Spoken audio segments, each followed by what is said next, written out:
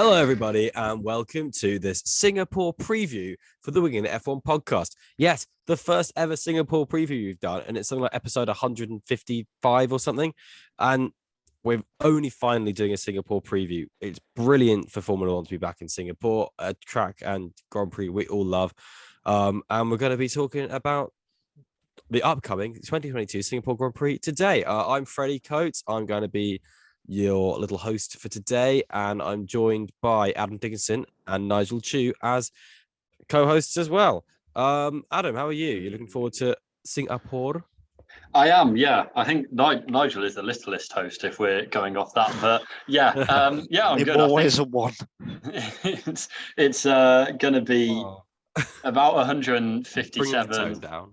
158 for our first ever Japanese Grand Prix preview. So there's that. But yeah, apart from semantics, is it numantics? Don't know. Can't find the right word. This is why I do journalism. No, that's why you shouldn't do journalism. Anyway, I'm rambling. I'm great. I'm looking forward to Singapore. Nigel, same to you. You right? Yes, I'm very well. Thanks. Not much has happened in the last 48. Well, actually, a bit has happened, but I can't say it on the podcast. But yes, I'm looking forward to Singapore. It's probably the event I've been looking forward to most in terms of the returning event over the last couple of years. Brilliant track, great venue, night race as well. So there's not much more to love, I think. Yeah, Nigel doing his classic, just talking about stuff that he knows he can't talk about and knows the listener won't read. There's a lot of that. Yeah. The in-joke, which is with himself, as always. But anyway, yeah, moving straight to it, because it has been, to be fair, there has been a little bit has happened in the F1 sphere since our last visit to the podcast realm, which you can go and check out at all good podcast retail centers. And that is that Zhou Guanyu is going to be staying at Alfa Romeo for 2023. It's been confirmed. It was essentially an open secret. There was not really any rumor around his seat, and we all were relatively comfortable with his performance as of late, ever since the sort of weird turning point that he made as the car turned off in terms of performance. Nigel, Zhou Guanyu, 2023, tick, yay? In the current form and shape of F1, yes, he has done enough. The expectations were low, granted. He had a lot of stick when it was announced, but he has done enough, just about, I think, as we banged on about the car, performance has declined over the last 6 or 7 races, so he hasn't been able to impress as much. But overall, he's not been that far off Valtteri Bottas, who, as we know, did occasionally put up a fight with Lewis Hamilton, who's one of the greatest F1 drivers ever. So I think he's done quite well, Joe, and I think as long as he can build on that, he can retain his seat. Of course, there are better F2 or drivers from other series out there, as we talked about in our last podcast, which you should go and watch or listen to. But he has done enough, so it's not a complete, oh God, why is he on the grid? He's done enough. Okay, let's see if he can, improve and perform better and do some more impressive things, I think. Adam, do you concur? Yeah, I think it's kind of like you look at the standings and it's Bottas is on 46 points and Zhou's on 6, and it's like, oh, that's not great. And I think it's 11-6 to Bottas in the qualifying, but they don't race on paper. And I think it's actually, like we've said, it's kind of, he's come into the car as the car has come out of the points. He's also had 4 or 5 mechanical retirements and the Silverstone crash, which wasn't his fault. So he's kind of been unlucky from that angle as well. And I think obviously don't know him, but what's impressed me from what's come across and what the team said about his kind of attitude and his commitment, and just the way he's handled himself seems to be kind of, quite humble and wanting to learn and quite mature, which is, what you want to see from someone who's 23 and coming into F1. So I think that's quite impressive from the noises that have been coming out around the paddock. Yeah, I agree with both of you there. I think that's a really good point about his attitude. I think what the team are really happy with the way he's applied himself and the way he has not got into the wrong headspace, and he's just soaked up information and set himself achievable targets. Just okay, cool. I'm not here to be the big lead driver scoring the big points at the start of the season. That's what Bottas is for. I'm here to grow so I can do that later down the line when the car allows. And that's kind of been where he's been going. And I think similar to what we were saying about Tsunoda is that his curve is obvious there. And if that can continue into his sophomore season, then all power to him. Obviously, if there isn't an improvement, then there isn't an improvement, but he's earned the chance for that improvement. Absolutely. I guess. And I think I was going to say the most impressive thing for me is after Silverstone to bounce back from such a big crash like that. I think a few drivers would have perhaps struggled a bit to get back onto the pace, but after his Monaco crash. Absolutely, or after Saudi Arabia crash earlier this year, or Lance Stroll in Mugello 2 years ago, and he also had COVID as well, which didn't help. But there's plenty of examples over the decades in F1 where a big crash can hit a driver's confidence, and Zhou bounced back straight from that, which I was quite impressed by. Because it's not something. It's obviously something you can't really practice unless you have a big crash in your junior days as well, and you don't want to be practicing that, quite frankly. So I think he showed a bit of his character there by bouncing back from that quite strongly. I think the only thing, without kind of wanting to bring it down too much, is like, yes, he's earned himself a second chance, but he still needs to perform and make that leap. The next season, he's not kind of blown everyone away that he's earned, kind of 2 years, or like Ricardo had a bad year in the bank, because of what he'd done before he came to McLaren. So yeah, it's a bit like maybe not exactly the same, but maybe a bit like Latifi last season, where we said, he did enough to get another drive, but then he still needs to go out and prove it next year. It's not kind of done and dusted that he is an established F1 regular now. I think he's been lucky to be partnered with Valtteri Bottas, because he's got a proven Grand Prix driver alongside him who he's been able to perform regularly against. And I think what you were saying there, the qualifying was 11.6. I mean, however many of those qualifyings are, what's the word, sort of clean between the two, if that makes sense.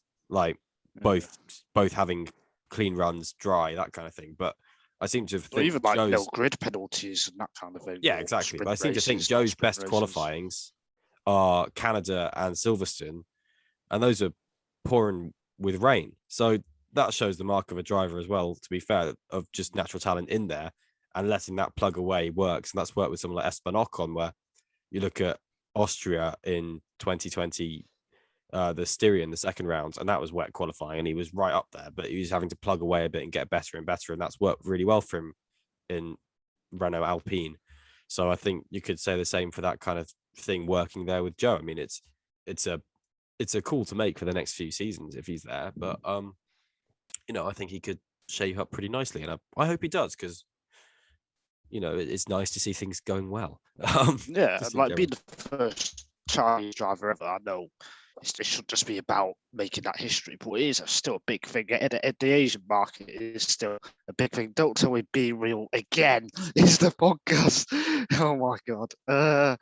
Sorry. Just to put some context. The last two podcasts, or like two of the last three, the Be Real figures. I don't even have the app. Anyway, yeah, for Zhou to be the first Chinese driver as well, hopefully he can lead the way for future Chinese or Asian drivers to join F1, because F1 has lacked that over the last 8 to 10. Who was before Zhou? Was it Kobayashi? That's all. No, Ma Qinghua was a test driver, and he went. Sorry, I meant Asian driver. Oh, sorry, I think I meant Chinese. Tsunoda. Kobayashi. Oh yeah, Tsunoda. Oh god, I've had a stinker there. There's not been many, has there, over the last 10 years? No, there's been a bit of a lack, because there was a bit of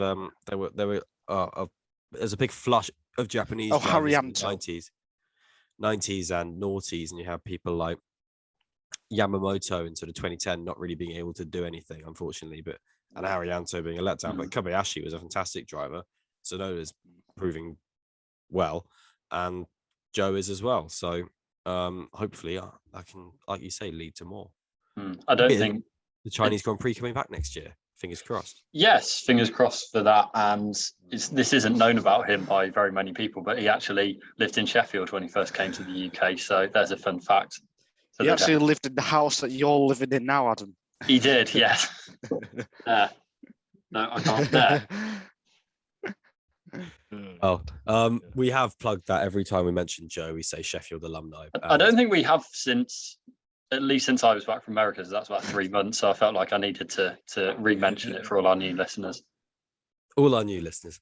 Yes. And for all those new listeners, Thank you all you. went to Sheffield Uni to give it that link as well, just for the Yes. contact. But yeah, Big up. Zhou Guanyu will be staying there, and I think what we can say in summary, we're all pretty pleased with that. He's a lovely boy, and all the best to him. Another lovely boy who we want to give all the best to is Alex Alban, who is going to be making a return to Formula One in Singapore after his really unfortunate episode in his medical difficulties with his operation in Italy on the Monza Grand Prix weekend, which is what led to Nick de Vries's call up and so on. And that was a really horrible episode for him. And it's really nice to see him back on his feet and fighting fit. Hopefully he'll do really well this weekend and can just put the past behind him and look ahead. Yep. Absolutely. And even if he doesn't perform that well this weekend or next weekend, he can. He's been through quite a bit. I mean, to be in intensive care is absolutely crazy, and then to Not be nice at all. 2-3 weeks later to be, driving at the Singapore Grand Prix, toughest race of the year, can go up to 2 hours, humid, hot, tough track. It's the worst combination, quite frankly. So hopefully he can be back towards his best, but I just hope he kind of eases himself in. And if he is on the pace, that's just a bonus, because to be in the car after such a difficult few days like that is fantastic. I think as well, Singapore, I'm not expecting Williams to kind of, it'd be one of their best races, which obviously, he'd want to, having missed out on Monza, then he'd want to kind of come in with another chance, but it might help in the long run, actually having a bit of that pressure off where it's not kind of a big target. I think, if they're not, kind of on the pace for the top of Q2, then that's not a disaster regardless. Yeah, and I couldn't put that better than you guys. Moving on to some more Singapore focused stuff and more general season kind of stuff. We're going to talk about Max Verstappen for a bit on this podcast now, because this is the first opportunity in 2022 that the title could be mathematically won. Max Verstappen can win the title if Charles Leclerc is 8th or lower. 9th or lower if Max is fastest lap. There we go. And Perez is something else, 5th or lower, I want to say. That's it. Yeah. That's it. And that's mad that we're at this stage of the season. They're making these seasons longer and longer and longer, and yet still we're talking about a championship being won so early. I think the last time there was talk of a championship being won in Singapore was 2011, I want to say, with Sebastian Vettel only missing out by 1 point on winning it because of Jenson Button, and then just winning it in Japan anyway the week after. Yeah. It could be a very similar thing here, to be honest. It could be very similar. It really could be, depending on the competition. And it would be Verstappen's second world title, just like Vettel's second world title. Whoa. Yes, for Red Bull. Yeah. Whoa, Yeah. whoa, whoa. Oh my goodness, it's all going to happen. As we've just said, and Jenson Button's going to be the second place person. But Max Verstappen is on the brink of, as we say, his second world title, but he's also on the brink of a few records. He's on the brink of 13. He's on 13 wins at the moment. No, he's not on 13. The record's 13. He's on 11 wins. He needs 13 wins to equal the win record for all-time Formula One seasons held by Vettel and Schumacher. Do we think he's going to get that record? Yes. Absolutely. Yeah, this is the one that's most likely to happen. It is 3 wins from the final 6 races. So, yes, I think it's just a matter of when it happens for that one. When do you think it will happen? Ooh. When's 3 races from now? Yeah, so that's counting Singapore, Japan. I forgot. USA. Mexico and USA switched again. They're always jumping around. Kota then Mexico. Kota then. I think it'll be Kota. I think Mexico. That's nice. It's not. I want to see more. I don't want to see him win over half the last races, but I think that's going to happen. So Yeah, I think it would be nice to see a fight at the front, but if he wins it, he's definitely earned this record. yeah, And just like Nigel was saying on our podcast before this week, he was talking about the sort of relentless nature and the consistency required to make a driver great rather than just good. And that's really been shown in spades by Max this year. And I agree. I think he's going to get that record. I think he'll probably surpass it, which would just be exceptional considering where the Red Bull were and where the narrative of the season was in April. Yeah. Like that's pretty excellent. Another record that could be broken is his own record of 18 podiums in a season, which he got last year. He's currently on 13, so he needs to be on the podium at all races to seal that record, or in 5 of them to equal it. That's a hard one. That is a true, because all it takes is one. One fourth place, mistake. which would be still a decent result in the grand scheme. Yeah, or just one incident or one engine problem or gearbox. So, Yeah. But I think Red Bull reliably are sorted, and I don't know, it's tricky because like Mexico. it's just they're not going to have any more failures for the rest of the season. They're fine. Nigel's confirmed it. Yeah. Wow. There we go. Then that's sorted. Yeah. Adam, what do you think?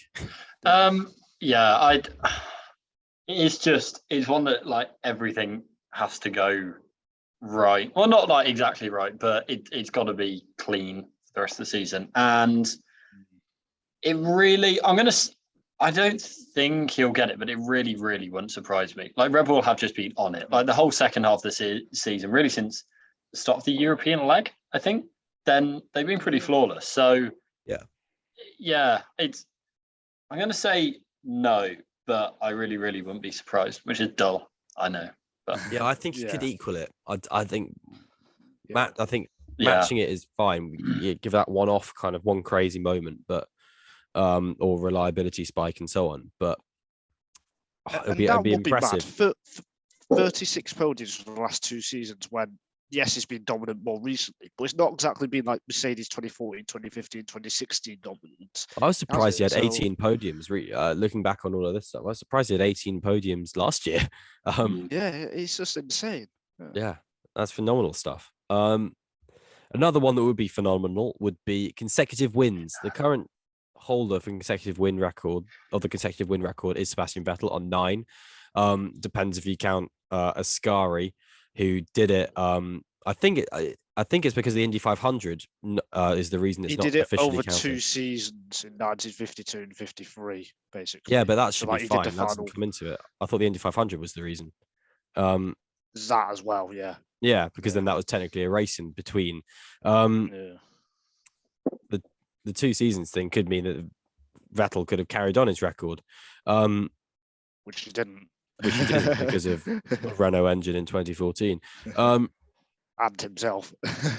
Yes, Vettel did it in 2013, just bashed it out after the summer break. Verstappen had a run of 2 wins consecutively for France and Hungary before the summer break and hasn't lost a race since the summer break ended. He's on 5. It's a very good win streak anyway. Can he make it to 10? Go on, Adam. Double-digit win streak. I was too busy laughing at Freddie saying bashing it out. I don't know. I think Bringing the tone down again, guys. Stop dreaming. no, because I think if he's not going to break, I've said he's not going to break the wins one until Mexico, which then means that he can't break the consecutive one. There you go. Gotta You're match using them together. logic, unlike your predictions at the start of the year where you said Mercedes will win the constructors and Hamilton and Russell will come 2nd and 4th. Just thought I'd bring that up. I thought I said it the other way around. Anyway, let's move on. Something like that. I'm gonna maybe not use logic and try and reverse logic and kind of go with what I've said my whole life, which is there's no way Vettel can get that many wins. Oh, there's no way Hamilton's gonna beat Schumacher's record. Oh, there's no way that he's gonna get to 100 wins. Oh, there's no way that any of this is gonna happen. And then it all has obviously happened. So I'm just going to assume it's going to happen now based on reverse psychology. If he wins this weekend, I think it will happen. I think this weekend on pure pace is Why are the we having this trickiest one. conversation then? Why don't we just wait till next week? Because Nigel wrote it on the doc. Yeah, Nigel exactly. wanted to talk about That's my this. point. That's why I'm bringing it up. I don't know. But No, yeah, I don't think mind. Mercedes. I'm winding you up. You always winding me up. Mercedes will be a lot closer. Mercedes will be a lot closer. I think Ferrari as well should be on form just due to the nature of the track. It's just whether the bumps will be a problem for both teams actually. But if he does win this Singapore weekend, have said that they've surfaced it especially to avoid porpoising, which is interesting. Oh, interesting. Don't know what that But means. if he does win this weekend, I can see him winning Japan, USA, and Mexico, and then Brazil. Will he lose the title? Anyway, which one of you wrote that? we're moving on to generic Singapore Grand Prix preview stuff now. We're going to talk about where we think the competitive nature is. Nigel just hinted at it. Do you think it's going to be a 3-team fight at the front? Yes, I think it will be. I think it will be similar to Zandvoort. I think it'll be Ferrari versus Red Bull for qualifying, and then Red Bull versus Red Bull versus Mercedes for the race. I think Ferrari have got tyre wear problems, and I think that could hurt them in the race, even if they do have track position. I think in the pit stop phase or just towards the end of the race, I think they could be a bit in. Yeah, I think they could be in trouble a bit. So I think it'll be Mercedes versus Red Bull this weekend. That's a very astute assessment of it all. I do think from that, I do kind of agree with that. I think it'll be difficult for Mercedes to win. They seem to be kind of earmarking it as a chance at least, but I'm finding it hard to believe it's going to be too much trouble for Red Bull, to be honest. Adam, what do you think? Zandvoort was a much bigger chance for Mercedes.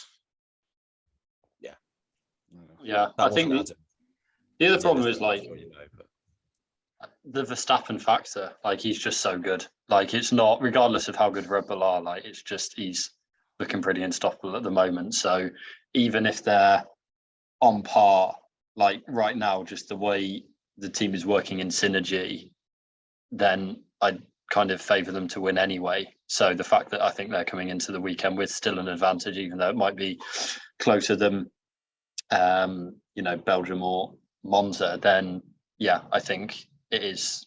Yeah, I think it's just kind of hard to see another way, to be honest. And yeah, he'd need to. I think he'd either need to have a reliability problem, crash, or start from the back of the grid. To be honest. Any teams we think are going to pop up as highlights this weekend? Any midfield teams you think are going to have a chance to shine? It's difficult to say because apart from Monaco, there's not really any other tracks like this. And even Monaco, that was a long time ago, and a lot has changed since then in the development race. So I would say McLaren might be a bit stronger than Alpine this weekend. Recently, it's been Alpine who've had the better of McLaren in general. So I think that could happen. So then you would say Norris will be up there. But then other than that, I'm really not too sure, actually, for once.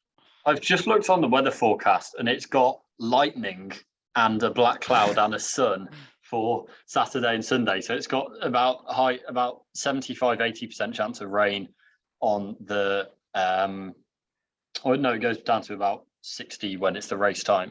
But it looks like there might be some rain, which would be fun. I don't know. Recording this on Wednesday, yeah. And obviously weather forecasts go a bit mad around in this kind of time of the year in Southeast Asia. It does normally rain about 5 p.m. every day in like Singapore, though, normally. I'm buying in.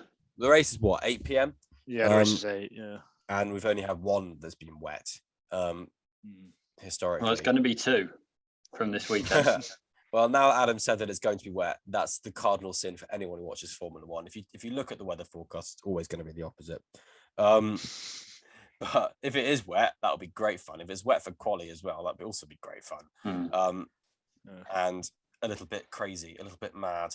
Of midfield teams, I think could do all right. Bringing it back to that, just because I was going to say, I think you could see some okay performances for Alpha Tauri based on Baku, where both of them did all right, and based on Baku and Monaco, I think Vettel, and he's a bit of a Singapore specialist anyway. I think they could potentially be mixing it in some decent performances if they can get their qualifying sorted. I think they'll be okay in the race.